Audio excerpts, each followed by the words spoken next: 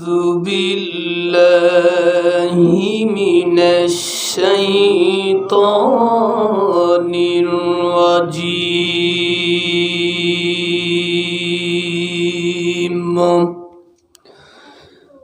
بسم الله الرحمن الرحيم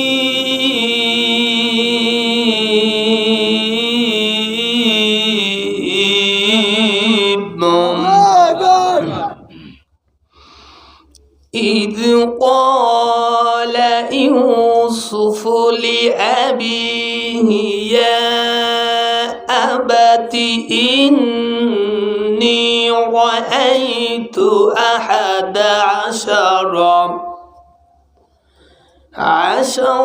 كوكبا والشمس والقمر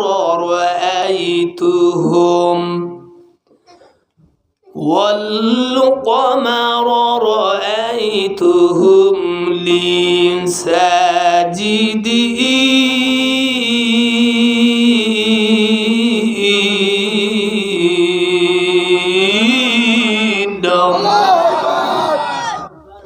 وقال الله تعالى في القرآن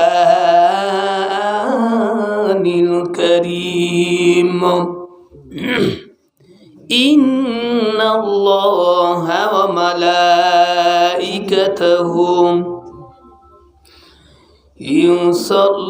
يصلون على النبي يا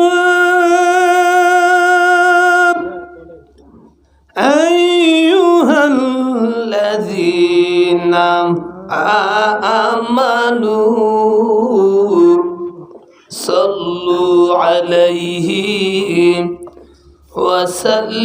وسلموا تسليما اللهم صل على سيدنا مولانا محمد وعلى آل سيدنا مولانا محمد আমি আমারে প্রাণ পাখি কি করে ধরে রাখি একদিন তো দিয়ে যাবে ফাঁকি আমি আমারে প্রাণ পাখি কি করে ধরে রাখি একদিন তো দিয়ে যাবে ফাঁকি যখন মাসের পরে মাস পেরিয়ে বছরের পর বছর পেরিয়ে থাকবি পরে কবর বাড়ি আমি আমার প্রাণ পাখি কি করে ধরে রাখি একদিন তো দিয়ে যাবে ধরে রাখা যাবে বাবা সম্ভব যদি গোটা দুনিয়াও দিয়ে দেন সম্ভব কোনদিনই সম্ভব না লা ইলাহা ইল্লাল্লাহ লা ইলাহা ইল্লাল্লাহ আমার আল্লাহ আল্লাহ আল্লাহু লা ইলাহা ইল্লাহু আমার আল্লাহ আল্লাহ আল্লাহু লা ইলাহা দয়ার নবী মানব রূপে এলেন দুনিয়ায় মারহাবা তার নূরে আলোকিত তার নূরে ত্রিভুবন সরাই নবীজি আল্লাহ আল্লাহ আল্লাহু লা ইলাহা ইল্লাহু আমার আল্লাহ আল্লাহ আল্লাহু লা ইলাহা ইল্লাহু গুনাহগারের গুনাহ ঝরে দরুদে আপনার মারহাবা। নবীর প্রতি দরুদ পাঠ করলে আমার নবী বলেন যে মান সাল্লা আলাইহি সাল্লাম সাল্লাল্লাহু আলাইহি বিহা আশরা, দরুদ বান্দা নবীর প্রতি পাঠ করে একবার, আল্লাহ খুশি হয়ে তার উপর রহমত নাজিল করে 10 বার। দরুদ পাঠ করে নবীর উপরে একবার, আল্লাহ খুশি হয়ে তার আমলনামা থেকে গুনাহ কেটে দেন 10 বার। সুবহানাল্লাহ সুবহানাল্লাহ। গুনাহগারের গুনাহ ঝরে দরুদে আপনার, লাখো কোটি সালাম জানাই, লাখো কোটি সালাম জানাই দরবারে আপনার নবীজি আল্লাহ আল্লাহ আল্লাহু লা ইলাহা ইল্লাহু আমার আল্লাহ আল্লাহ আল্লাহু লা ইলাহা ইল্লাহু। মৌতেরি তুফান যখন নবী আসবে গো আমার, দয়া করে দিও দেখা, দয়া করে দিও দেখা সিহারা আপনার নবীজি আল্লাহ আল্লাহ আল্লাহু লা ইলাহা ইল্লাহু আমার আল্লাহ আল্লাহ আল্লাহু লা ইলাহা ইল্লাহু লা ইলাহা ইল্লাল্লাহু মুহাম্মাদুর রাসূলুল্লাহ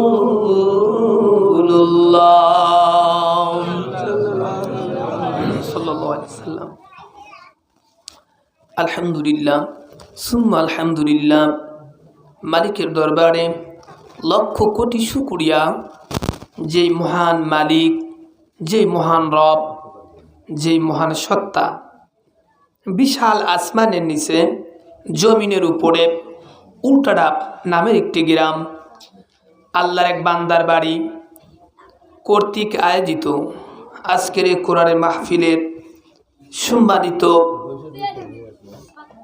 সভাপতি মহোদয়, সম্মানিত মুআজ্জিজ মুহতারম ওয়াজিবুল ইহতারাম হযরতুল আল্লাম উলামায়ে দ্বীন আইম্মাতুল মাসাজিদ, আজকের সবচাইতে বড় আকর্ষণ আমার দৃষ্টির সামনে চাতক পাখির মতো বসে তাকিয়ে থাকা, কোন কোন শীতকে প্রেক্ষা করে আরামের বিছানাকে যারা হারাম করে দিয়ে এই মুহূর্তে যারা এখানে বসে আছেন, আল্লাহর দিনদার, পরহেজগার, ইমানদার, মুমিনিন, মুত্তাকিন ভাইরাম, যারা দিন প্রিয়, কোরআন প্রিয়, রাসূল প্রিয় এবং আল্লাহ প্রিয় সেই তাওহীদি জনতা, বিশেষ করে যাদের কথা না বললেই নয়, আমার পর্দার অন্তর আড়ালের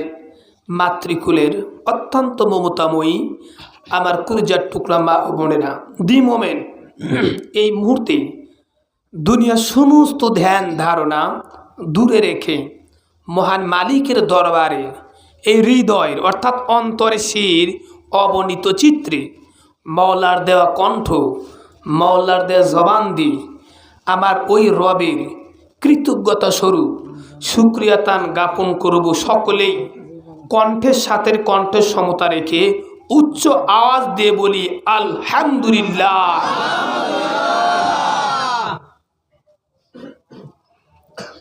অতঃপরে শত কোটি দরুদ ও সালাম যিনি সৃষ্টির প্রধান আকর্ষণ, এই বিশ্বের সবার সভাপতি, সাইয়্যিদুল সাকলাইন, ইমামুল মুরসালিন, খতাবুন নাবিয়্যিন, হিদায়াতুশ শামস, বদরুদ্দোজা, সুলতানুল মাদিনা, আফতাবে নবুয়াত, নূরে মুজাসসাম, নূর নালা নূর, ওই নবীজির উপরে সকলেই অন্তরের অন্তরস্থল থেকে ভারাক্রান্ত হৃদয় নিয়ে জর্জরিত কণ্ঠে মহাব্বতের সহিত পড়ি সাল্লাল্লাহু আলাইহি ওয়াসাল্লাম। আলহামদুলিল্লাহ। আপনারা সকলে কেমন আছেন? সকলেই ভালো আছেন? আপনি কেমন আছেন হুজুর? আলহামদুলিল্লাহ আলা ফি কুল্লি হাল। সর্ব অবস্থায় শুকরিয়াতান আদায় করবেন কার? আল্লাহ। এখানে যে আপনারা এসেছেন, এই আসার তৌফিক দিয়েছেন কে? আল্লাহ। আল্লাহ। এখানে যারা এসেছেন সকলে খুশি তো? হ্যাঁ, বেজার কারা কারা হাত তোলেন তো দেখি। হ্যাঁ,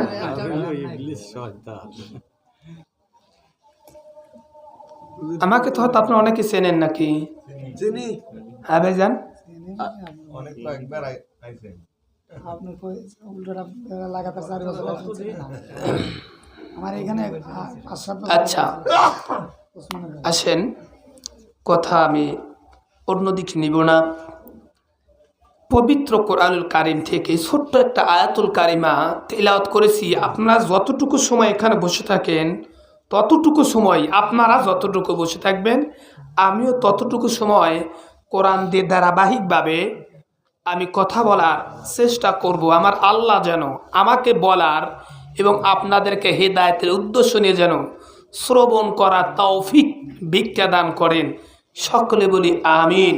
আমিন।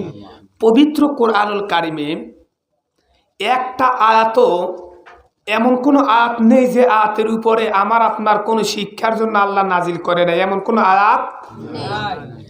প্রত্যেকটি আয়াতে কোনো না কোনো বান্দার জন্য শিক্ষামূলক যে কোনো একটা বিষয় আল্লাহ আমার আপনার জন্য লিপিবদ্ধ করে দিয়েছেন। ঠিক তেমনি তদ্রূপ আজকে এই মুহূর্তে যেই সূরা থেকে একটা আয়াতুল কারিমা তেলাওয়াত করেছি বাবা, এই পবিত্র কোরআন কারিমের মধ্যে সব মিলে সূরার সংখ্যা হলো 114টা। কতটা মনে রাখবেন? কোরআনের সবচেয়ে সূরা কত সংখ্যা? 114টি সূরার মধ্যে এই মাত্র ওয়ানলি এই একটা সূরা, এই একটা সূরা শুধুমাত্র আল্লাহ একজন নবীর জীবনী দিয়ে সূরা শেষ করে দিয়েছেন। সুবহানাল্লাহ। এই সূরার ফজিলত হলো, নবী বলেছেন যদি কোনো ব্যক্তি এই সূরা তেলাওয়াত করে, প্রতিনিয়ত তেলাওয়াত করে, আমার আল্লাহ ওই ব্যক্তির মৃত্যুর সময় আমার আল্লাহ মৃত্যু যে যন্ত্রণা আল্লাহ লাঘব করে দিয়ে দিবেন। সুবহানাল্লাহ। এটি হলো পবিত্র কোরআনুল কারিম। খুবই মনোযোগ।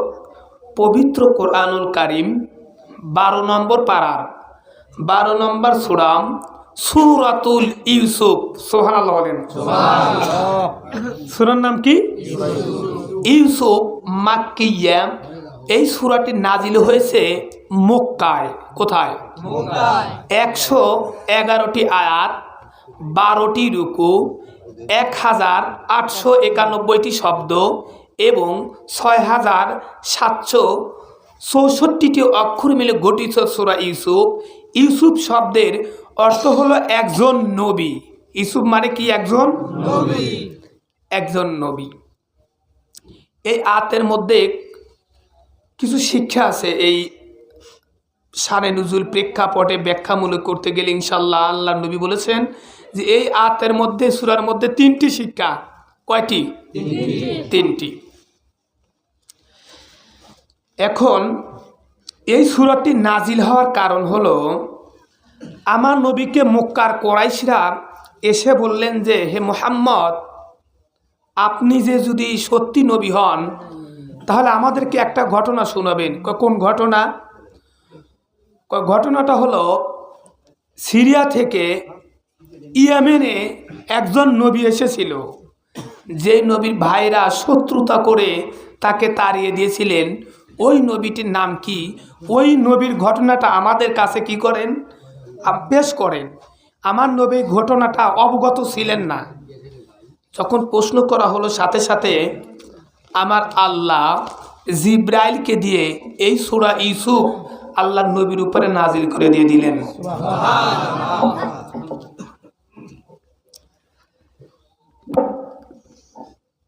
সূরাটির প্রথম যে 4 নম্বর আয়াত আপনাদের মাঝে তেলাওয়াত করেছি, আল্লাহ পাক তার হাবিবকে বলে দিলেন। প্রথম আয়াত হলো আল্লাহ পাক বলেন, বলুন বিসমিল্লাহির রহমানির রহিম। إذ قال يوسف لأبيه يا أبت إني رأيت 11 كوكبا والشمس والقمر رأيتهم لي ساجدين।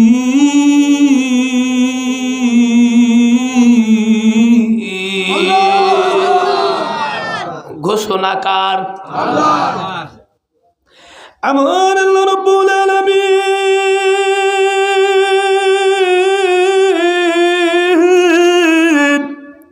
তারা বন্ধুকে বলে দিলেন জিব্রাইলের মাধ্যমে, জিব্রাইল আমার বন্ধুকে বলে দাও কোন নবীর ঘটনার কথা কাফেররা প্রশ্ন করেছে, আপনি তাদেরকে জবাব দিয়ে দেন। কি কোন ঘটনা? ইদ ক্বালা ইউসুফ নবী মাত্র 13 বছর বয়স, ঘুমিয়ে আছেন ঘুমের ঘরে। ইউসুফ নবী স্বপ্নে দেখে রে, ইয়া আবাতি ইন্নী রাআইতু 11 কাওকাবা ওয়া শামসা, শামসা মানে সূর্য, ওয়াল কমরা মানে চন্দ্র। সুবহানাল্লাহ, সুবহানাল্লাহ। বাবা ইউসুফ নবী গভীর রজনীতে এমনি ভাবে স্বপ্নে দেখে রে, আকাশের চন্দ্র নক্ষত্রগুলি ইউসুফ নবীকে সিজদা করে। 11টি নক্ষত্র। কতটি? 11টি নক্ষত্র। কাওকাবা মানে 11টি নক্ষত্র ইউসুফ নবীকে স্বপ্ন দেখে থাকে সিজদা দিচ্ছে। ইউসুফ নবী ছোট্ট মানুষ বাবা, স্বপ্নের তাবিলি, স্বপ্নের ব্যাখ্যা তো বোঝে না। নবীর উম্মতের দল ইউসুফ নবী তার পিতার কাছে বলল স্বপ্নের বৃত্তান্ত। তার পিতার নাম কি? ইয়াকুব আলাইহিস সালামের পিতার নাম কি? বাবা বলেন দেখি। হ্যাঁ, মনে রাখবেন বাবা, ইউসুফ আলাইহিস সালামের পিতার নাম হযরত ইয়াকুব আলাইহিস সালাম। ইয়াকুব আলাইহিস সালামের পিতার নাম হযরত ইসহাক আলাইহিস সালাম। হযরত ইসহাক আলাইহিস সালামের পিতার নাম হযরত ইব্রাহিম খলিলুল্লাহ। বাবা ইউসুফ নবী ইয়াকুব নবীকে ডাক দিয়ে বলে, পিতা গো, আমি আজকে রাত্রিবেলা স্বপ্নে দেখেছি। পিতা, কি স্বপ্নে? 11টি নক্ষত্র, কাওকাবা ওয়া শামসা ওয়াল কমারা। আমি ইউসুফকে 11টা নক্ষত্র আমাকে সিজদা করে। সুবহানাল্লাহ, কত সুন্দর স্বপ্ন বাবা। এই স্বপ্নের ব্যাখ্যা, স্বপ্নের তাবিল ইউসুফ নবী তো জানে না। ইউসুফ নবীর পিতা সন্তানকে যখন স্বপ্নের ব্যাখ্যার কথা ইয়াকুব নবীকে বলল, ইয়াকুব নবী বললেন, ক্বালা ইয়া বুনাইয়া লা তাকুসুস রুয়াকা আলা ইখওয়াতিকা ফাকিদুক লাকা কাইদা ইন্নাশ শাইতানা লিল ইনসানি আদুবুম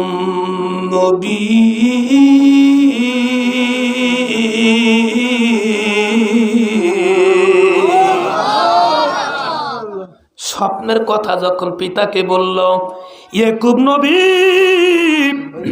ইউসুফকে ডাক দিয়ে বলে, ক্বালা ইয়া বুনাইয়া, হে পুত্র, হে বৎস, ও আমার বেটা, লা তাকুসুস রুয়াকা আলা ইখওয়াতিকা, সাবধান, তোমার এই স্বপ্নের কথা কিন্তু তোমার যে ভাইরা আছে ভাইদের কাছে বলা যাবে না। বাবা, স্বপ্নের কথা তোমাদের ভাইদের কাছে বলা যাবে না। কেন যাবে না বাবা? মানে ছোট্ট মানুষ ইউসুফকে ইয়াকুব নবী বলছে, বাবা কেন বলা যাবে না? ইন্নাশ শাইতানা লিল ইনসান আদুব্বুম মুবিন, এই স্বপ্নের কথা যদি তাদের কাছে বর্ণনা করো তাহলে তারা তোমার বিরুদ্ধে কিন্তু ষড়যন্ত্র করবে। কে বলতেছে? পিতা বলতেছে ছোট্ট বেটাকে। তফসিরের মধ্যে আসছে তার বয়স ওই মুহূর্তে ছিল 13 বছর। কত বছর? 13 বছর বয়স। ইয়াকুব নবী ইউসুফকে ডাক দিয়ে বলে, সন্তান, স্বপ্নের কথা বলো না, তবে তোমার একটা কথা বলি। কি কথা? ওয়াকাযালিকা ইয়াজতাবিকা রাব্বুকা ওয়া ইউআল্লিমুকা মিন তা'ওয়িলিল আহাদিস ওয়া ইউতিম্মু নি'মাতাহু।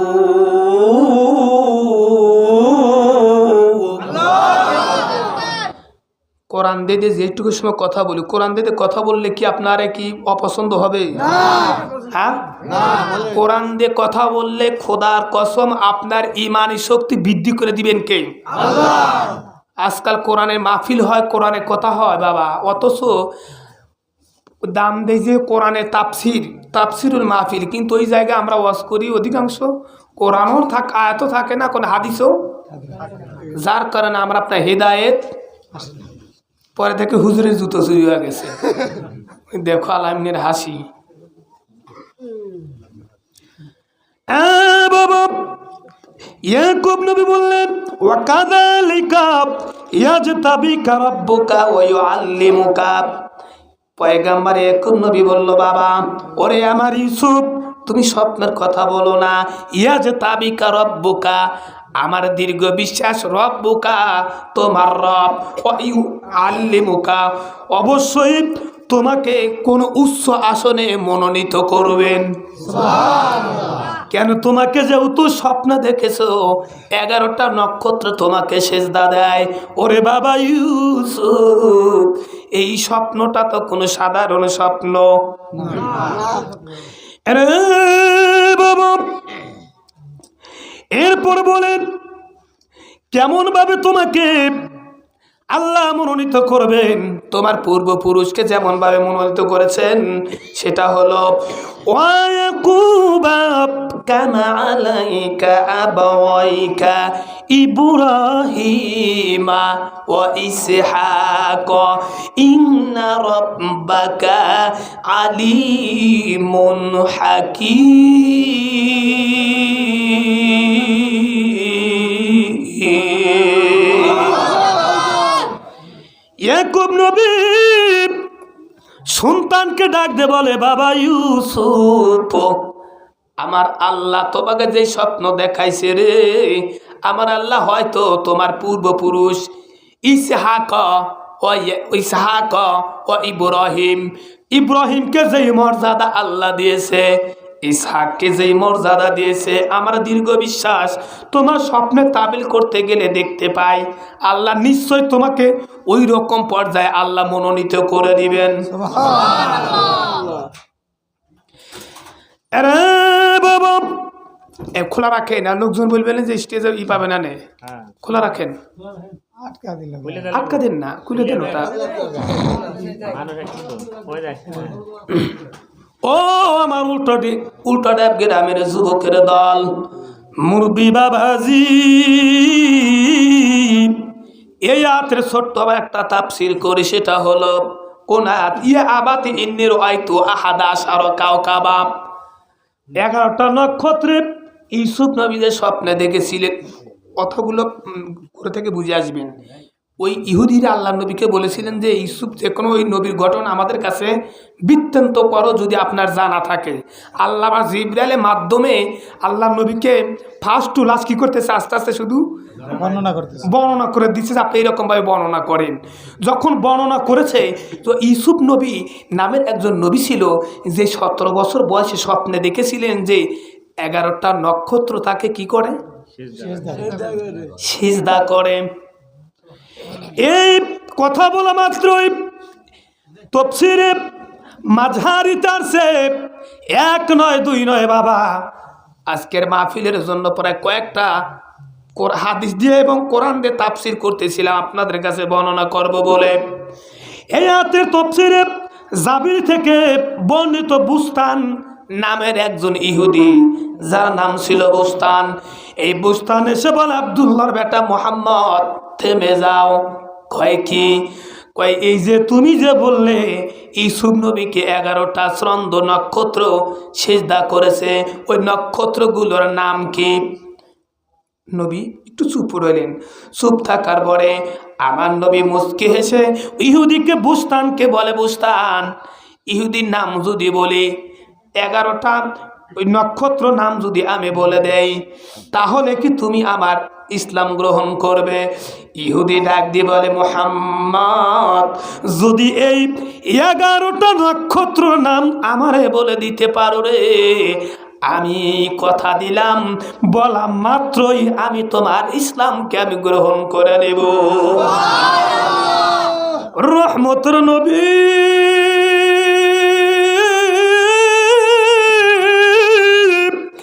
এক এক করে এই 11টা নক্ষত্র নাম এক এক করে বলতে শুরু করলেন।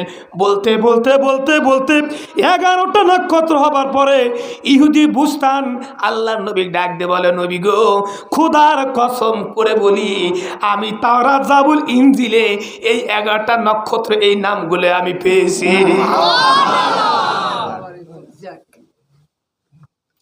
11টা নক্ষত্র নাম বলবো, লাস্টে বলে যাবো, এখন বলবো না। বাবা গভীর মনোযোগ, যেইটুকু সময় কথা বলি শুধু বাবা কোরআন দিয়ে হাদিস দিয়ে কোরআন টু কোরআন দিয়ে কথা বলবো বাবা। কেননা কোরআন দিয়ে কথা বললে আমার আল্লাহ বলেছে, ওয়া ইজা তুলিয়াত আলাইহিম আয়াতুহু, বান্দার সামনে যখন কোরআনের আয়াতগুলি তিলাওয়াত করা হয়, আমার মাওলা বলেন জাদাতুম ঈমানা, আমি আল্লাহ ওর ঈমান শক্তি জাদাতুম মানে আস্তে আস্তে মজবুত করে দিয়ে দেই। যুবকের আসবেন তাবারক দেওয়ার সময় দেখেন নেই, মা বোনদের সামনে বিষয় ওয়াজ করবো অন্য একদিন, আবার দাঁত করিবেন, বাড়ি মারি মান মনে জান।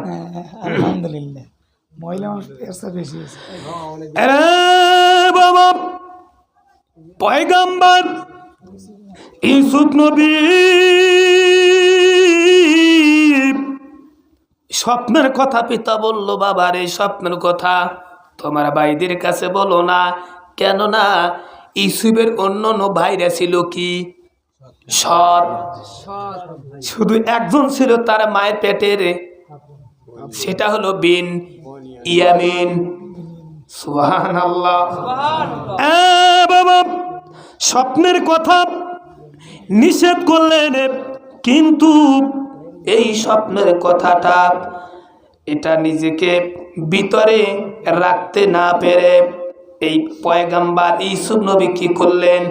ইদ ক্বালু লিইউসুফ ওয়া আখুহু আহাব্বু ইলা আবিনা মিন্না ওয়া নাহনু উসবা ইন্না আবানা লাফি দালালিম মুবিন।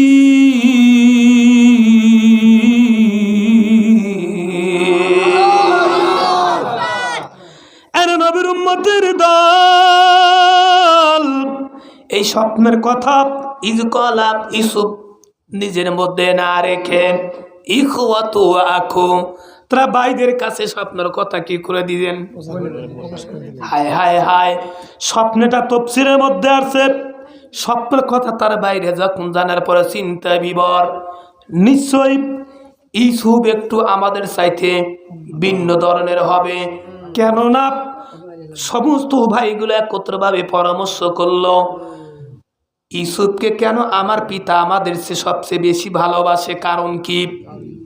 আমাদেরকে যেই রকম ভালোবাসার কথা, অথচ আমাদেরকে ভালো না বেশে আমার অন্য আমার ওই ইউসুফ ছোট্ট ভাই তাকে বেশি ভালোবাসে। অন্য বাইরে 10 জন ভাই মিলে পরামর্শ করছে। বাবা বাবা পরামর্শ করছে। পরামর্শের মাধ্যমে এক ভাই বলল যে যেহেতু আমাদেরকে ভালোবাসেন, ইউসুফকে ভালোবাসে, কি করা যায় বলো? ক্বালা কাইলুম মিনহুম লা তাকতুলু ইউসুফ ওয়া আলকুহু ফি গায়াবাতিল হুব্বি ইয়ালতাকিতুহু বা'দুস সাইয়ারাতি ইন কুনতুম ফাইলিন।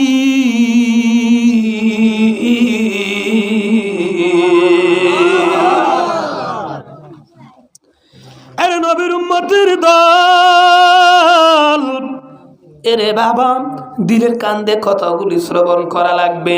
ইউসুফের এক ভাই বলল, কি করো? ইদ ক্বালা কাইলুম মিনহুম লা তাকতুলু ইউসুফ, যে ইউসুফকে তোমরা হত্যা করো।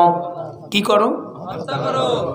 ইউসুফকে হত্যা করো, ইউসুফকে হত্যা করো, অথবা ওয়া আলকুহু, তাছাড়া তোমরা কি করতে চাও তোমরা বলো। সিদ্ধান্ত করলেন ইয়ালতাকিহু বা'দাস সাজিরাত। একজন বলল, না, যেহেতু আমাদের ছোট্ট ভাই, অনন্ত হত্যাটা করা যাবে না। খারাপ যতই দেখবেন, কিছু কিছু জায়গায় খারাপ থাকলে 5 জন, তার মধ্যে আবার একজন একটু কি থাকে, থাকে না বাবা?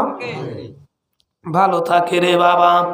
ওরে নবীর উম্মতের দল, ও আমার উল্টো গ্রামের যুবকেরা, মুরব্বী বাবাজি,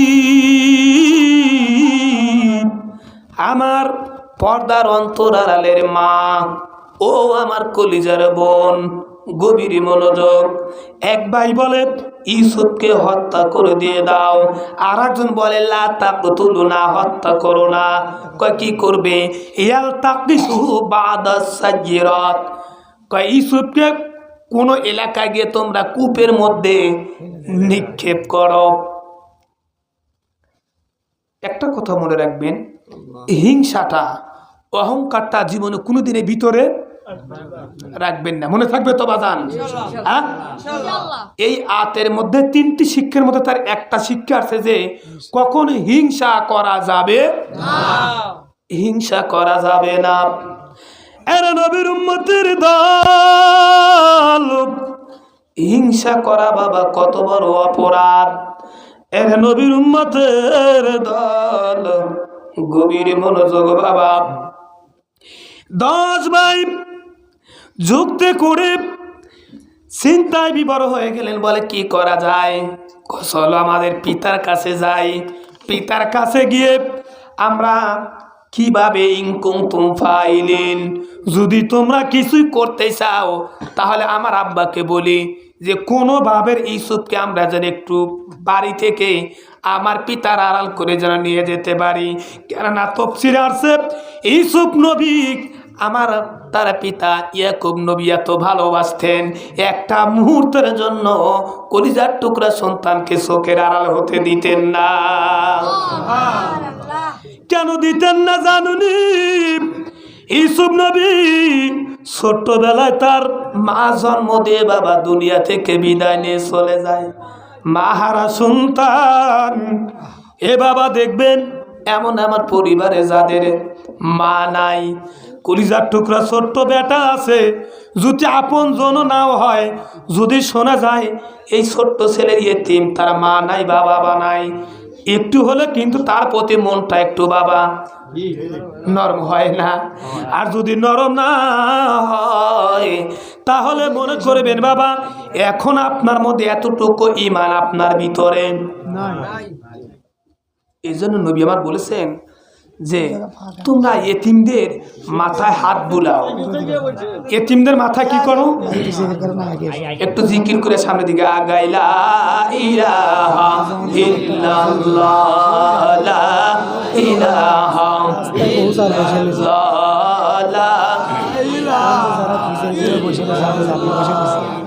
তাবারকের জন্য নাকি অনেক বসে রয়েছে রাস্তায়, মাহফিলের সময় দেবেন না। আসলে যুবক ভাইয়ের সামনে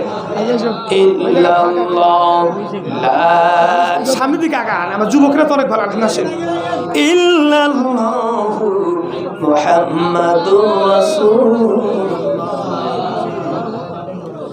আরে আমার উল্টোডাব গ্রামের যুবকেরা আলহামদুলিল্লাহ অনেক ভালো, আলহামদুলিল্লাহ বলেন। আমার উল্টোডাব এই গ্রামের যুবকদের অনেক আগে থেকেই আমি চিনি, আলহামদুলিল্লাহ খুবই মাহফিল প্রিয়। কিন্তু কিছু কিছু এলাকায় গিয়ে দেখি ওয়াজ করার সময় আমনুল ভাই লোক থাকে না, যখন তাবারক দেওয়ার সময় হয় কয়েকজন যুবক দৌড়া দেখে আসে, পিছনে চুপ করে আসে, মাথা টুপি দিয়ে এঠে আল্লাহর অলিরাম ফেরেস্তা নাই মাইছে আসমান থা।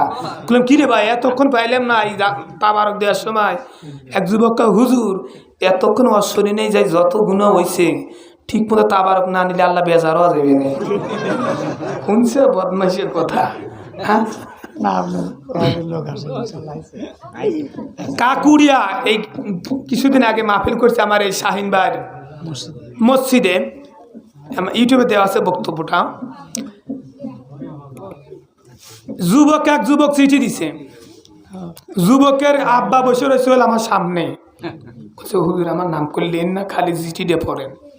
তো চিঠিটা পড়ে লিখছে যে হুজুর আপনার কাছে আকুল আবেদন যে আমার পিতারা বিয়ে করাতে চায় না, এই বিষয়ে কিছু নসিহত করে। তো আগে বলে গেছে আমার আব্বাগুলির সামনে নাম বলেন না আমার। তো আলহামদুলিল্লাহ আমার উল্টোডাব গ্রামের যুবকেরা অনেক ভালো, অনেক দিন প্রিয়, অনেক কোরআন প্রিয়। আল্লাহ পাক সকলকে দিনের জন্য কবুল করুক, সকল বলুন আমিন। তবে স্টেজে আসার সময় দেখলাম যে দুই ছোট্ট বাচ্চারা, বেশি বড় না, ওই ওখানে দেখে দ্বারা আগরবাতি ধরাইছে দুজন।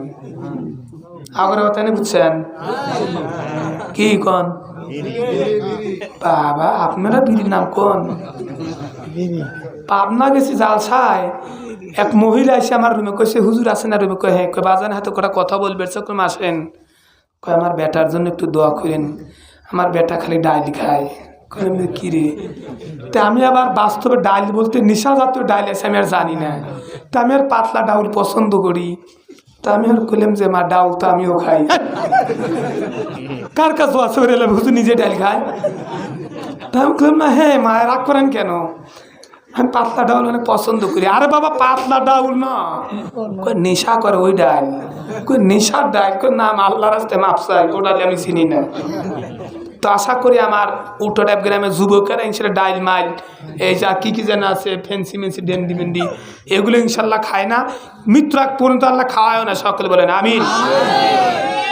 আসেন আমার যুবকদেরকে বলি, যুবকরা যারা বাইরে আছেন, এই যার কথা আমি যাকে নিয়ে কোরআন থেকে কথা বলছি তার বয়স মাত্র কত এখন? 13 বছর। ও নবীর উম্মতের দলেরা 10 ভাই যুক্তি করলো, পরামর্শ করার পরে তারা বললো চলো যাই কার কাছে? আল্লাহর কাছে। এই বেটা সামনে থেকে বলি এলমু দূর করি দিয়ে বলি পেটো বাবার কাছে আস্তে আস্তে শোনা, বুঝে উত্তর দিয়ে দিও। 10 জন রওনা দিলেন কার কাছে? তার পিতার কাছে। পিতার কাছে গিয়ে তারা বলে, কুলু ইয়া আবা আনা মালাকা লান তা'মান্না আলা ইউসুফা ওয়া ইন্নাহু লাহু লানাসিহুন।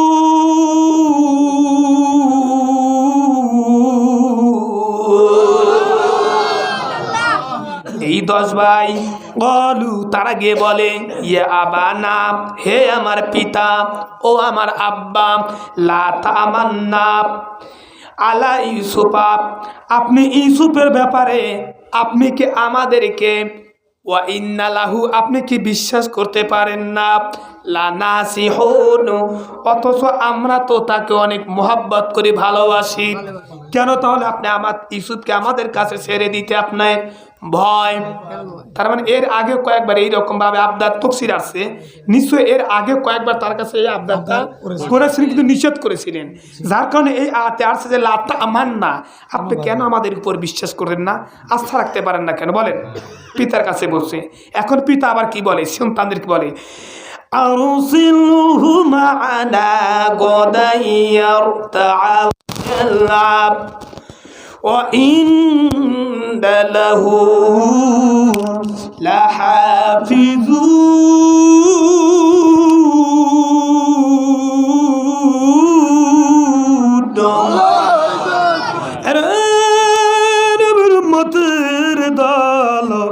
যখন তারা বলে না, আমি তো অবশ্যই বিশ্বাস করি, কিন্তু আমার ইউসুফকে চোখের এক নজর হলে আমি পিতা স্থির থাকতে পারি না, পাগল হয়ে যায়। কিন্তু সন্তানেরা বলে, বাবা আপনার স্থির হওয়ার কোনো কারণ নেই, আপনার পাগল পারা হওয়ার কারণ নেই। আরসিলহু মা'ানা, আমরা আগামীকাল ইউসুফকে নিয়ে আইয়ারআ ওয়া ইয়ালআব ওয়া ইন্নাহু, আমরা গিয়ে ইউসুফকে নিয়ে আমরা ঘুরতে যাব, বেড়াতে যাব, ওই জায়গায় আমরা খেলাধুলা করব। ইউসুফকে আমরা সকলে চতুর্থ দিক থেকে আমরা তাকে খেয়াল রাখবো। কাকে বলছে? বাবাকে বলছে। আরে বাবা, একটা কথা মনে রাখবেন, কত বড় দামি কথা। এই দুনিয়ার জমিনে বিদেশের বাড়ি সন্তান যদি কোনো বিপদে পড়ে রে বাবা, মা বাবার সঙ্গে কলিজার টুকরো বেটার, এমন কলিজার রক্তের কালেকশন, দরদের বেটা যদি বিপদে পড়ে, কেউ যদি না জানে আগে জানে, মা বাবার কলিজার মধ্যে বাবা একটা দাগ লেগে যায়, নিশ্চয় আমার বেটার কোনো কিছু হয়েছে। বাবা, ইয়াকুব নবী সন্তানদেরকে ডাক দিয়ে বলেন, ক্বালু লাইন আকালুহু যিবু ওয়া নাহানু উসবাতুন ইন্না ইযাল খাসিরুন।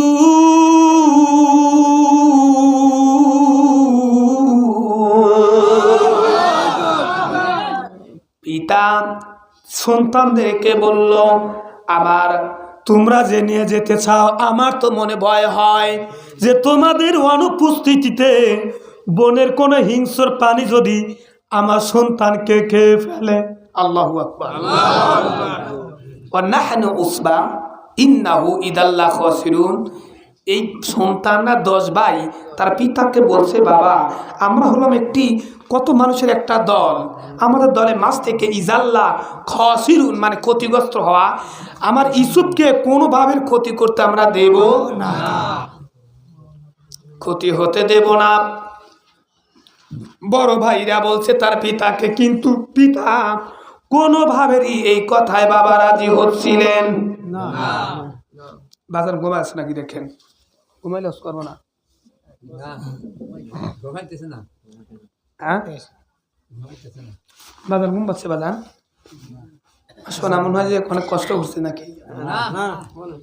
শোনেন, আপনার যদি ধৈর্য সহকারে একটু মনোযোগ দিয়ে শোনেন, আমি আলোচনা রাখবো। আর যদি বলেন না হুজুর ইসুফ নবী ঘটনা ক্ষেত্রে সংক্ষেপে শেষ করে দিন।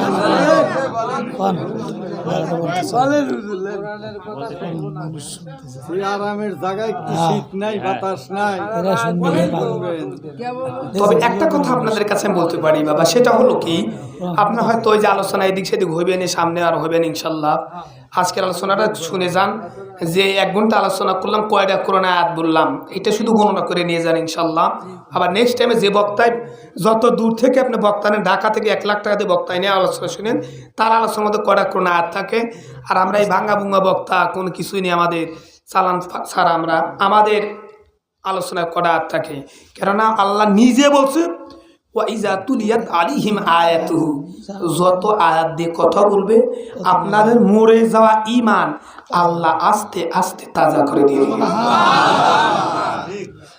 আরে বাবা, গভীর মনোযোগ। ও নবীর উম্মতের দল, ইউসুফ নবীর তারকক ভাইরা মিলে ইউসুফকে তার পিতার কাছ থেকে দিয়ে দিলেন। তাফসীরের মধ্যে আছে 10 ভাই ইউসুফ মাত্র 13 বছর ইউসুফকে নিয়ে যখন বাড়ি থেকে বের করে নিয়ে যায়, আরে পিতা ইয়াকুব নবী ইউসুফকে রাস্তা দিয়ে নিয়ে যায়। বাবা ইয়াকুব নবী পিছন দিকে কলিজার টুকরো সন্তান ইউসুফকে দেখে দেখে রাস্তার মাঝে দাঁড়ায়া 2 চোখের পানি ছেড়ে দিয়ে কান্না করে। আল্লাহু আকবার। আসলে এখানে অনেক যুবকের আছে, আমি নিজেও আছি, আমার পাশে কিন্তু আমার বাবা। মা বাবা সন্তানকে কত ভালোবাসে, এ যুবক এখনো কিন্তু বাবা বুঝতে পারো না। কিন্তু যেদিন এই বাবা যেদিন দুনিয়া থেকে বিদায় নিয়ে কবর বাড়ি চলে যাবে, আর রাস্তায় পড়ে পাগলের মতন কাঁদবি, মা বাবার মতো এত বড় দামি জিনিস দুনিয়া কোথাও আর পাওয়া যাবে না। ওরে রাস্তায় পইরা কাঁদবি একদিন রে, শেষে অমূল লোধন হারা ইয়া। ওরে মানুষ করো যাইয়া ববের দিন থাকিতে, ওরে মানুষ মায়ের সেবা করো যাইয়া। বাবা কথার মানেগুলো একটু বুঝেন। মায়ের মতো নাই দরদি এই বাবু সংসারে, বেলা 2 বাপ সন্ধ্যা হলে রে, ও মায়ে পঞ্চের দিকে থাকে চাইয়া, ওরে মানুষ করো যাইয়া। রে বাবা, ইয়াকুব নবী সন্তানের দিকে তাকায়, চোখের পানি ছেড়ে দিয়ে কান্না শুরু করেন। সন্তান চলে যায় আর ইয়াকুব নবী দাঁড়ায় দাঁড়ায় কান্না করে। নবীর উম্মতের দল, ও বাবা গভীর মনোযোগ। তাদের মনের ভাবনাগুলি চিন্তাগুলি কিন্তু ইয়াকুব নবী আগে একটু, যেহেতু তারা নবী, তাদের অন্তর কি অন্তর্চক্ষু খোলা। অন্তর্চক্ষু কি? আপনি মনে করবেন যে চক্ষু শুধু এই চর্মচক্ষু 2টা না, আপনার ভিতরে চক্ষু আছে 2টা। হয়তো নবীদের চোখ আর আমাদের অন্তর্চক্ষুটা কি এক না। অন্তর্চক্ষু কেমন সেটা আপনাকে বলি। আপনি এখান থেকে দাঁড়ায়া আপনার স্ত্রীর চেহারা কেমন দেখতে পাচ্ছেন, আপনার ভাইকে কেমন বেশ আসতেছে না চেহারাটা, বুঝছেন কি বিষয়টা? এজন্য ইয়াকুব নবী আগে বুঝতে পেরেছিলেন, যখন ইউসুফকে নিয়ে যাচ্ছিলেন, ইউসুফকে নিয়ে যাবার পরে তফসিরের মধ্যে আর এই আতের তফসিরে যে ফাসাবুর জামিলা ওয়াজা আলা কমিসিহি বিদামিম, যখন তারা তাকে ওয়াজা উ আবা উহুম ঈসা ইয়ানকুন, যখন তারাকে নিয়ে যাচ্ছিলেন, নিয়ে যাবার সময় ইউসুফ নবীকে রাস্তার মাঝে পিতা ইয়াকুব নবী যখন একটু আড়াল হয়েছে, সাথে সাথে ইউসুফ নবীকে কক ভাই মিলে মারধর সরা শুরু করে দিয়েছে। হায় হায় হায়, এ বাবা 10 ভাই মিলিয়া মারধর শুরু করে দিয়েছে। ইউসুফ নবী একা, ইউসুফ নবী ওর মধ্যে সবচাইতে ছিলেন হলো ছোট। ইউসুফ নবীকে যখন তার বাইরা বাবা যার যার মতন আঘাত করে, ইউসুফ নবীর ওই মুহূর্ত হতভম্ব হয়ে যায়, কিরে বাবার সামনে কিরকম আচরণ করলো, এখন আচরণ একটু ভিন্ন। ইউসুফ নবীর আর বুঝতে বাকি নাই, নিশ্চয়ই আজকে আমার ভাইরা আমাকে কোনো একটা নির্জনে গন্তব্যস্থলে আমাকে নিয়ে যাচ্ছে, তাদের কোনো একটা উদ্দেশ্য। 10 ভাই মারধর করে ইউসুফ নবী আহারে কোনো কিছু বলতে পারে না, ডাক দিয়ে বলে, ভাই তোমরা যদিও আমার মারে পেটের যদি নাও হও, তারপরেও তো তোমরা আমার ভাই। আমি কি এমন অন্যায় করেছি যার কারণে আমি একা পেয়ে তোমরা আমার এইরকম ভাবে আঘাত করো? ভাই কি আমার দোষ, কি আবার এমন অন্যায় যার কারণে তোমরা সবাই মিলে আমারে আঘাত করো? এই আঘাত করার কারণটা কি বারবার বলতেছিলেন। এরপরেও বাবা তারা তাকে আঘাত করতে লাগলেন। আঘাত করার পরে যখন নিয়ে গিয়ে নির্জন একটি কূপের যখন নিকটবর্তী হয়ে গেলেন, আমার আল্লাহ বলে দিলেন, ফালাম্মা যাহাবু বিহি ওয়া আজমাউ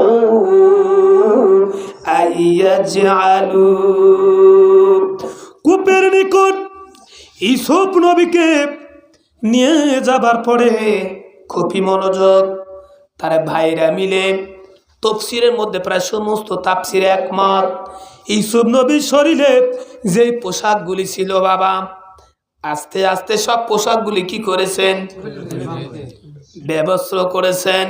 মাত্র 13 বছর বয়স। এই 13 বছরের বয়সকে ইউসুফ নবীকে হাত এরকম ভাবে তফসির আর আগে হাত বেঁধেছিলেন না, প্রথম যখন একবার ছেড়ে দিয়েছিলেন কূপের মধ্যে, ইউসুফ নবী ওই কূপের চতুর্থ দিকে গাছ গাছালি অনেক লাগানো ছিল তফসিরের বর্ণনায়। ইউসুফ নবী বাবা ওই গাছের ডালগুলি এইরকম ভাবে ধরেছিলেন, যার কারণে আবার ইউসুফ নবীকে তোলা হলো। তোলার পরে ইউসুফ নবী এবার হাতগুলি পিছনে নিয়ে হাত বেঁধেছে। ইউসুফ নবী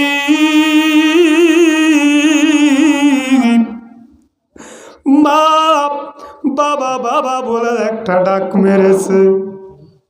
ওরে আমার ভাই কি এমন অন্যায় করেছি যার কারণে আমাকে এইরকম ভাই তোমরা সাজা দিচ্ছ?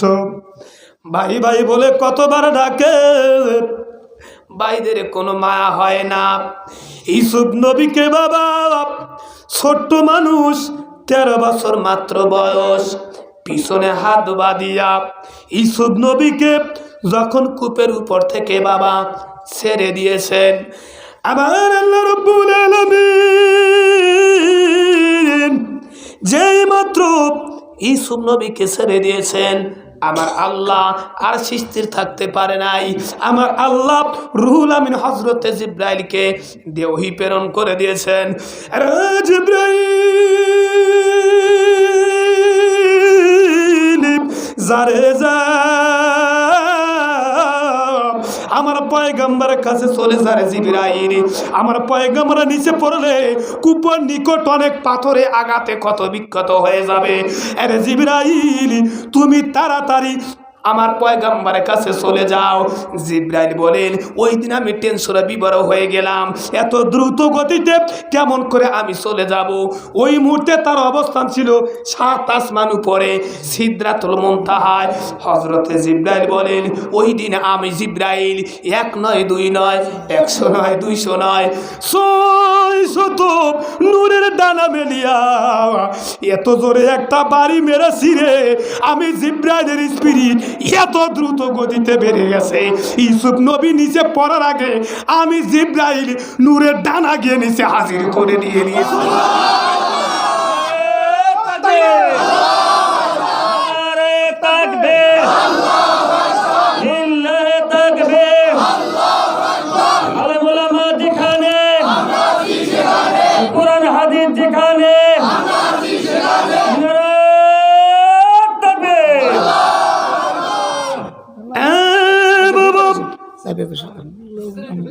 ও নবীর উম্মতের দল, গভীর মনোযোগ।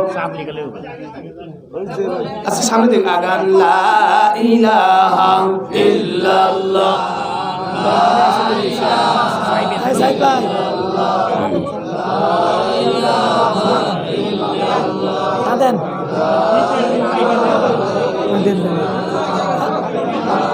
যান কষ্ট করে যান। লা ইলাহা লা ইলাহা ইল্লাল্লাহ ইল্লাল্লাহ লা ইলাহা ইল্লাল্লাহ লা ইলাহা ইল্লাল্লাহ লা ইলাহা ইল্লাল্লাহ মুহাম্মাদুর রাসূলুল্লাহ। সকলে পড়ি সাল্লাল্লাহু। খারাপ লাগতেছে বাজার? ও নবীর উম্মতের দলেরা, এই জায়গা বসার কত দাম জানো না রে বাবা? এই জায়গায় যারা আজকে বসে আছেন আপনাদের কত দাম।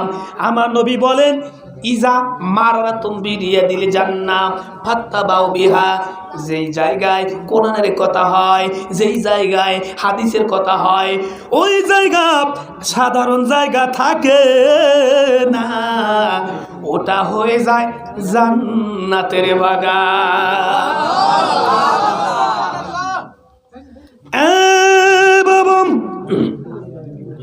ও নবীর উম্মতের দলেরা, গভীর মনোযোগ। কুপুরের নিকটে যখন ফেলে দিয়েছেন জিবরাইল বলেন ওই দিনে হযরতে জিবরাইল একটা হাদিসে বর্ণনা আছে জিবরাইলের জীবনে 3টা ডিউটি। কয়টা? 3টা। জিবরাইলকে আল্লাহ এত বড় ক্ষমতা দিয়েছিলেন যে তার 1 নয় 2 নয় আমার আল্লাহ জিবরাইল আলাইহিস সালামকে 600 নূরের দানা আল্লাহ দান করেছিলেন। কয়শো বাবা? মনে রাখবেন, একটা পাখার আয়তন কত বড়? উত্তরা গ্রামের মতন? সাজাদপুর থানা এরিয়া? একটা দানার আয়তন কত? একটা দানা যদি এইরকম ভাবে ছড়ায়া দেয়, গোটা পৃথিবী রুহুল আমিন হযরত জিবরাইল আলাইহিস সালামের ডানার নিচে সরিষার একটা দানা। একটু হিসাব করেন বাবা, যে একটা দানা যদি এরকম ভাবে মেলে দেয় তাহলে সরিষার একটা কি দানা। আর তার স্পিরিট কত ছিল? একটা পাখা যদি, এক পাখা 600 না 599 রেখে দিলাম, একটা পাখা যদি এইরকমভাবে শুধু একটা বার যদি ছেড়ে দিয়ে উঠায়, তফসিরে হাক্কানির মধ্যে আসছে 1000 বছরের রাস্তা অতিক্রম করতে পারে। এত শক্তি দেওয়ার পরেও জিবরাইল আলাইহিস সালাম একদিন আল্লাহর নবীকে এসে বলছে, হুজুর আমি জিবরাইলের জীবনে 3টা ডিউটি। কয়টা? 3টে আল্লাহর দেওয়া ডিউটি পালন করতে গিয়ে আমি জিবরাইলও হিমশিম খাচ্ছিলাম। এই 3টা ডিউটির মধ্যে একটা ডিউটি হলো এই যে আজকের এই ইউসুফ নবীর একটা ডিউটি, আর কয়টা বাদ রইল? আর দুইটা ডিউটি বলে দেব লাস্টে গিয়ে, যদি আপনারা বসে থাকে। রাজি আছেন তো? হ্যাঁ, যেহেতু কালেকশনের প্রোগ্রাম না, ইনশাল্লাহ 12টা পর্যন্ত আলোচনা করব। কত বাজে? 11:05 আর 55 মিনিট ইনশাআল্লাহ। এই আরো বেশি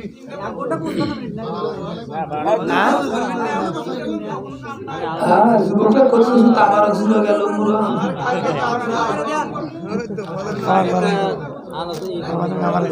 আচ্ছা আচ্ছা আচ্ছা, মনোযোগ মনোযোগ বাবা, সবাই কথা বলা যাবে না। যখন তার ডানাগুলি ফেলে দিলেন, ইউসুফ নবী রুহুল আমিন হযরতে জিবরাইলের নূরের ডানার উপরে এরকমভাবে নিয়ে, তাফসীরের মধ্যে আসছে পাথরের উপরে আস্তে করে ইউসুফ নবীকে পাথরের উপরে জিবরাইল বসায় দিয়ে দিলেন।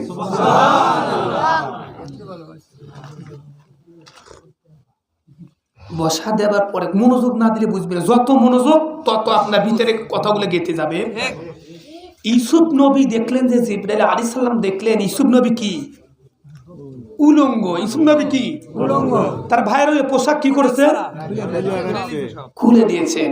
জিবরাইল আলাইহিস সালাম বলেন, ইউসুফ, আল্লাহর পয়গাম্বার, আল্লাহ তো আপনাকে অনেক সম্মান দিয়েছেন, আপনি তো দেখতেছি একদম ব্যবস্ত্র, আপনার কিছুই নেই, তবে আপনার কাছে তো পোশাক আছে, কেন আপনি এরকম উলঙ্গ? ইউসুফ নবী বলেন, কই, আমার কাছে তো কোনো পোশাক নেই। আর আছে, দেখো। ওই সময় তাফসীরের মধ্যে আছে ইউসুফ নবীর গলায় একটা তাবিজ ছিল, যে তাবিজের মধ্যে একটা জান্নাতি পোশাক ছিল। ওই জান্নাতি পোশাক কোত্থেকে আসছে সেটাও বর্ণনা দিচ্ছি, যদি একটু লম্বা হবে ইনশাল্লাহ কথাগুলো একটু নামায় দেবো। ইউসুফ নবী বললেন, কোথায়? জিবরাইল ইসলাম একটু অপেক্ষা করো। ইউসুফ নবীর গলায় থেকে তাবিজটা এরকমভাবে খুলে ছোট্ট করে একটা পর্দা কাপড় টান দিয়ে আস্তে আস্তে আস্তে আস্তে এত বড় একটা কাপড় বের হয়ে গেছে। ওইটা ছিল জান্নাতি পোশাক। কিসের পোশাক? ওই পোশাকটা কোত্থেকে আসলো? ওই যে আপনার ইব্রাহিম নবীকে যখন অগ্নিকুণ্ডে ছেড়ে দিয়েছিলেন, তাকে কিন্তু নমরুদ উলঙ্গ করেছিলেন। ইব্রাহিম নবীকেও উলঙ্গ করে যখন অগ্নিকুণ্ডে ছেড়ে দিয়েছিলেন, আমার আল্লাহ বলেন, জিবরাইল, আরে ও তো আমার পয়গাম্বার ইব্রাহিম খলিলুল্লাহ, শব্দটা আমার বন্ধু, তুমি যাও, তাকে তো উলঙ্গ করেছে, তার কোনো পোশাক নেই, জান্নাতি পোশাক তার শরীরে জড়ায় দিয়েছে। ইব্রাহিম নবীর পোশাক আস্তে আস্তে আনলেন ইসহাক। ইসহাকের কাছে থেকে ওই পোশাক এসেছিলেন বাবা ইয়াকুবের কাছে। ইয়াকুব আলাইহিস সালামের কাছ থেকে ওই পোশাক তিনি ভালোবেসে ইউসুফ নবীর গলায় তাবিজের মধ্যে ভরে দিয়েছিলেন। বাবা, ও নবীর উম্মতের দলেরা, এবার কূপের মধ্যে রেখে দিয়ে তার ভাইরা, কয় ভাই? 10 ভাই মিলে 10 ভাই কূপের নিকটে ছেড়ে দিয়ে এই 10 ভাই কি করলেন? ওলু ইয়া আবানা ইন্না যাহাবনা নাস্তাবিকু ওয়া তারাকনা ইউসুফা ইনদা মাতাইনা ফাকুলুহু যিবু ওয়া মা আনতা বিমুমিনিন ওয়ালাউ কুন্না সাদিকিন।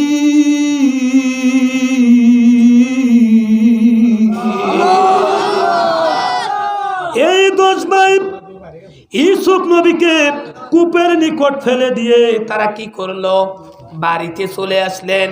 ইয়ে আবানা, ইয়াকুব নবীকে বলছে, হে আমার বাবা, ও আমার পিতা, যাহাবুনা, ও আমার পিতা। ইয়াকুব নবীর কাছে যখন এই কথা বলতেছিলেন, 10 ভাই কান্না শুরু করে দিয়েছে, কান্নার ভান। কান্না করতে করতে পিতার নিকট আসলো। ও তারাকনা ইউসুফা মাতাইনা, তারা বলল, ও আমার পিতা, আমরা 10 ভাই দৌড় প্রতিযোগিতার মধ্যে আমরা অংশগ্রহণ নিয়েছিলাম, আমরা দৌড় প্রতিযোগিতা করতেছিলাম। এমত অবস্থায় আমরা দৌড় প্রতিযোগিতায় করে আসার সময় ইউসুফ নবীকে কি করেছিলাম? ইউসুফ ইনদা মাতা, মাল সামানার নিকট তাকে বসা রেখেছিলাম। দৌড় প্রতিযোগিতা করেছে, পা আকালুহু যিবু, দৌড় প্রতিযোগিতা করেছে, দেখলাম যে আমার ভাইকে বা বোনের একটা হিংস্র ভাগ এসে তাকে খেয়ে ফেলেছে। নাউজুবিল্লাহ।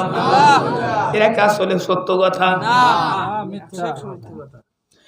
আরে বাবা, ওয়ামা আনতা বিমুমিনিন লানা ওয়ালা কুননা, তারা ভাইরা বলতেছে বাবা আমি জানি আপনি বিশ্বাস করবেন না, ওয়ালা কুনতা মিনাস সাদিকিন, যদিও আমরা যে সত্যবাদী আপনি তো বিশ্বাস জান না।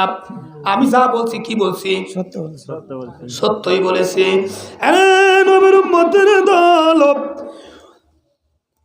পিতার কাছে আসার সময় ওয়াজাউ আলা কমিসিহি বিদামিন কাযিবিন, পিতার কাছে আসার সময় তারা ইসুফ নবীর জামার মধ্যে, তাফসীরের মধ্যে আছে বকরি জবাই করেছিল, এক বর্ণনা আছে বকরি জবাই করে বকরির রক্তগুলি ইসুফ নবীর এই জামার মধ্যে মিশ্রণ করে মিশায়া কাটতে কাটতে বলে বাবা এই দেখো বাঘ এসে আমাদের আদরে ভাইকে খেয়ে ফেলেছে। বাবা আমরা তো খেলায় প্রতিযোগিতায় অংশ নিয়েছিলাম, যার কারণে আমরা তো অমনোযোগী ছিলাম, এই দেখো তোমরা তার রক্তের পরনু তারা জামা দেখো ইউসুফ নবীকে খেয়ে ফেলেছে। বাবা এবার তার পিতা ইয়াকুব নবী কি বলেন? বলা বাল সাওয়ালাত লাকুম আনফুসাকুম আমরা, কিন্তু আপনি তো আমাদেরকে বিশ্বাস করবেন না, এই দেখেন তাকে তো খেয়ে ফেলেছে, কিন্তু আল্লাহুল মুস্তাআনু আলা তাস্তাবিউন। ইয়াকুব নবী দেখে কি রে আমার সন্তানকে বাঘে খেয়ে ফেললো, অথচ ইউসুফ নবী শরীরে পোশাক এক জায়গায় ছেঁড়া ফাটা নাই। তাফসীরের মধ্যে আছে আমার আল্লাহ ইয়াকুব নবীকে অনন্ত এতটুকু ধৈর্য ধারণ করার জন্য ওই যে পোশাক সন্তান তাদের 10 বাইজে একটু ছিঁড়ব, এই ছেঁড়াটা তাদের মন থেকে আল্লাহ ভুলা দিয়েছিলেন। আর একটু জোরে বলেন না। বুঝতে যাইয়া আল্লাহ নবী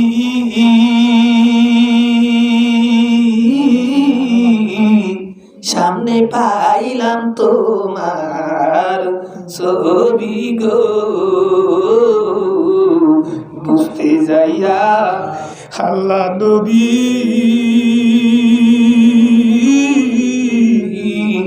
সামনে পাইলাম তোমার ছবি গো।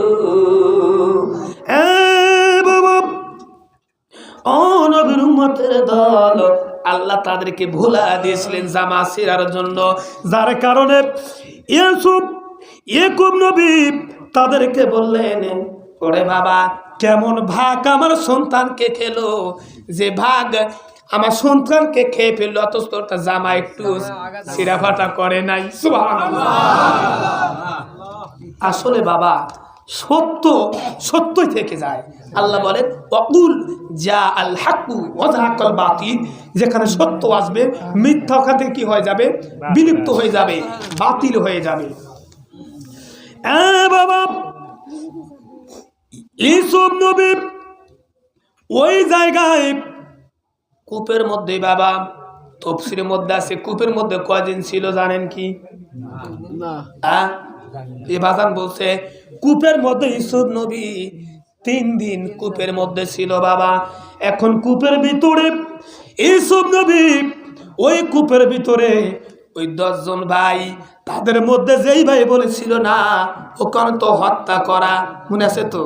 যে অনেক পরামর্শ করার সময় যে বলেছিল না তো তাকে হত্যা করা যাবে না, তাফসীরের মধ্যে আছে এই ভাই 3 দিন গোপনে গোপনে এই জঙ্গলে সে তাকে খাবার দিয়ে গিয়েছিলেন।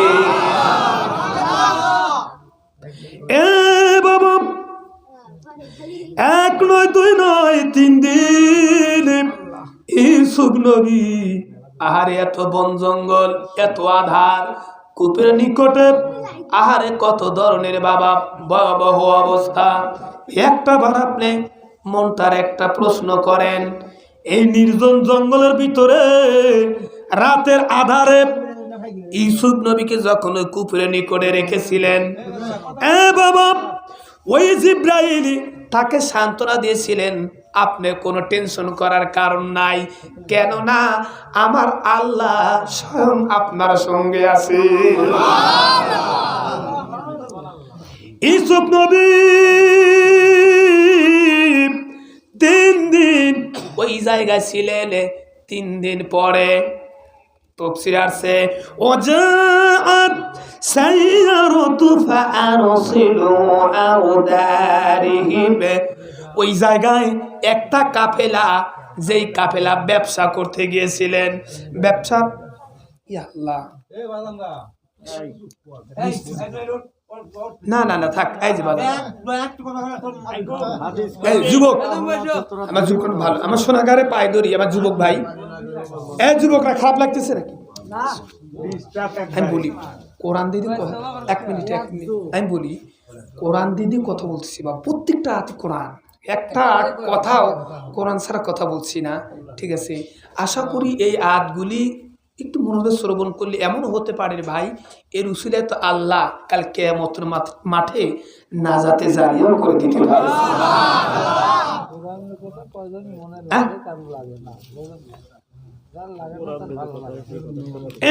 বাবা গভীর মনোযোগ। একটা কাফেলা যাচ্ছিলেন, ওই বণিক, একটা বণিক কাফেলা যাচ্ছিলেন, ওয়াজাআত সাইয়ারাতু ফারসিলু। তারা বলল, হাদিসের তফসিরের মধ্যে আছে কত সুন্দর কথা, দেখেন, যেই জায়গায় ইউসুফ নবীকে যে কূপের নিকট ফেলেছিল বাবা, ওই আশপাশ দিয়ে কোনো রাস্তা ছিল না, কিন্তু যেই কাফেলা, যেই এলাকায় রাস্তা ছিল, ওই কাফেলার সমস্ত লোককে আমার আল্লাহ পথ ভুলায়া ওই ইউসুফ নবী জঙ্গলের মধ্যে আল্লাহ প্রবেশ করায়া দিয়েছে। আল্লাহরে চিনলি না রে বাবা, আল্লাহ কত ভালোবাসে আমার আপনারে। আমার আল্লাহ বলে, রে যুবক, তোর শরীরের রক্ত টকবক করে, আজকে আল্লাহ নাম নেওয়ার কথা তোর মনে নাই? সকালে খাওয়াইলাম, দুপুরে খাওয়াইলাম, রাত্রে খাওয়াইলাম, একটা বার ভাবলি না একটা সেকেন্ড যদি আমি আল্লাহ তোর উপরে নারাজ হয়ে যাই? তোর মতো যুবক রাত্রে বেলায় ঘুমাবি, সকাল বেলায় এই ঘুম তোর নাও ভাঙতে পারে। ফজর তোমার ঘুমে গেল, ফজর তোমার ঘুমে গেল, নামাজ করে কাজা, এমন তো হতে পারে জহরে জানাজা তোর, এমন তো হতে পারে। সকলে একটু জবান দিয়ে বলেন, এমন তো হতে পারে জহরে জানাজা তোর, এমন তো হতে পারে। কেমন করে ঘুমাও তুমি, কেমন করে ঘুমাও তুমি, নামাজ করে কাজা, এমন তো হতে পারে তোর, এমন তো হতে পারে জহরে জানাজা। ও নবীর উম্মতের দলেরা, আমার আল্লাহ ওই কাফেলাকে মন ভুলায়া, পথ হারাইয়া, ইউসুফ নবী যেহেতু এমন একটা এলাকায় রেখে গিয়েছিল, তার আশপাশ দিয়ে কোনো রাস্তা ছিল না। তফসিরে আছে, আমার আল্লাহ বলে, জিব্রাইল, আমরা পয়গম্বর ইউসুফ, ও তো ছোট্ট মানুষ, 1 থেকে 3 দিন হলো কূপের নিকট পড়ে আছে, আমার আল্লাহ ইউসুফকে কিভাবে উদ্ধার করবে? ওই বণিক প্রত্যেকটা কাফেলার লোককে পথ হারাইয়া, পথ ভুলাইয়া, ইউসুফ নবী যেই কূপের নিকটে, ওই জায়গায় আল্লাহ তাদের হাজির করে দিয়েছেন। এরে বাবাজি,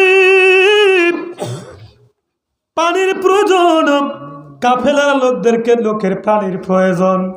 পানির বালতি লইয়া আহারে কি করলেন?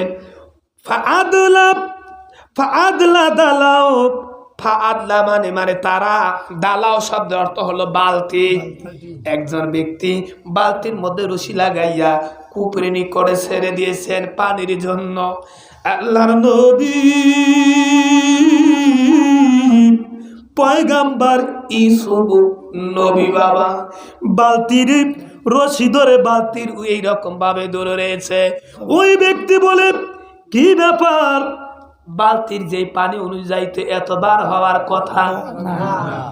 হাই হাই হাই, আস্তে আস্তে এইরকম ভাবে টান দেয়, কিন্তু বার হলে দড়িত বালতি তো দেখি আসে। এইরকম ভাবে আস্তে আস্তে তফসিরের মধ্যে আসছে, উপরে ওঠার আগেই নিচে কূপের নিচে ইউসুফ নবীর চেহারা দেখিয়া এই লোকটা বাবা শিক্ষার মেরে তাদের দলদেরকে ডাক দিয়েছেন। কি বলে ডাক দিয়েছেন? আল্লাহ বলেন, ও গোলাম, ইয়া বুশরা হাযা গোলাম, এ তো দেখি একটা আয়নার মতো ফুটফুটে একজন যুবক। আসেন, ইউসুফ নবীকে আল্লাহ কত সৌন্দর্য করে পাঠিয়েছিলেন। আল্লাহ সৌন্দর্যকে 100 ভাগে ভাগ করেছেন। কত ভাগ? 100 ভাগে ভাগ করার পরে ও আনজালা ফিল আরদি জুজআন ওয়াহিদা, 1 ভাগ মায়া। কত ভাগ? 1 ভাগ মায়া অথবা সৌন্দর্য আল্লাহ দুনিয়াতে আনার পরে 99 ভাগ কার কাছে? এই 1 ভাগ সৌন্দর্য আল্লাহ মাঝখান থেকে বলেন কি করেছে? 1 ভাগ কাটলে পরে মাঝখানে কয় ভাগ হয়? 2 ভাগের সৌন্দর্য দিয়ে, অর্ধেক সৌন্দর্য দিয়ে আল্লাহ গোটা পৃথিবী সৃষ্টি করেছেন। আর অর্ধেক দিয়ে ইউসুফ নবী সৃষ্টি করেছেন। তাহলে একটু চিন্তা করেন বাবা, তাহলে ইউসুফ নবী কত সুন্দর ছিল। আসেন সামনে আরো তো সৌন্দর্যের বর্ণনা আল্লাহ পাক দিয়েছে। বাবা, এই লোকটি বালতিওয়ালা লোকটি বলেন, গোলায়া বুশরা হাযা গোলাম, তিনি বলেন, ও আমার যাত্রী লোকেরাও, আমার দলেরা, দেখো তোমাদের জন্য সুখবর। এ তো দেখি তরুণ, এক সুন্দর, এক অপূর্ব একজন কিশোর। সুবহানাল্লাহ। আল্লাহু আলিমুম বিমা ইয়ামালুন।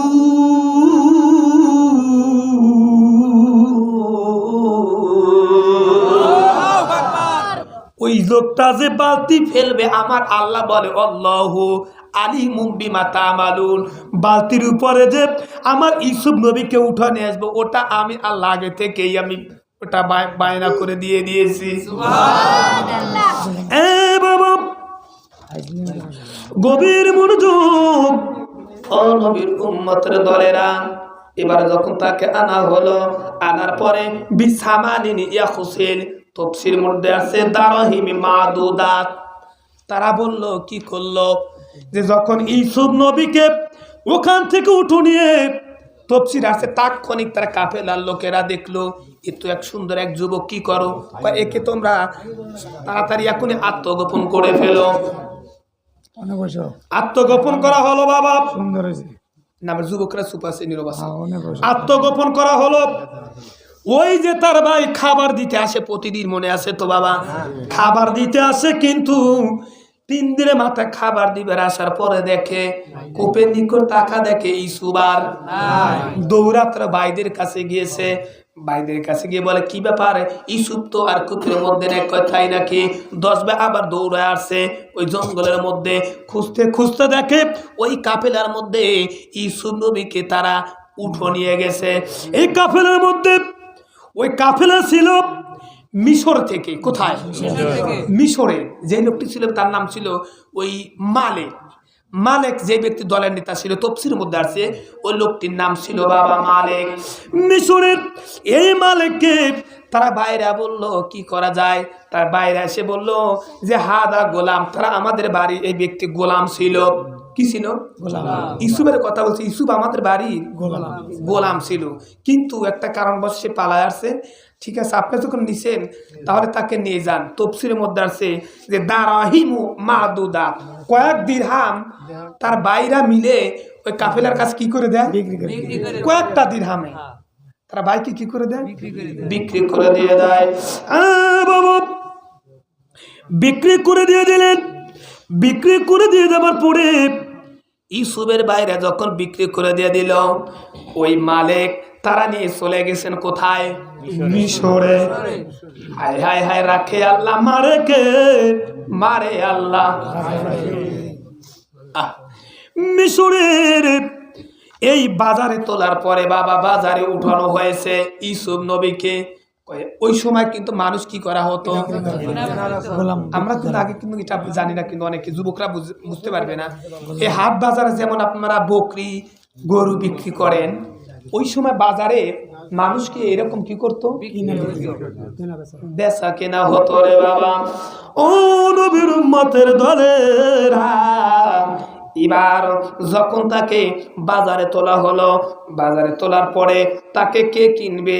ইবনে আব্বাস থেকে একটা হাদিস বর্ণিত, তিনি বলেন ওই সময় মিশরের একজন রাজা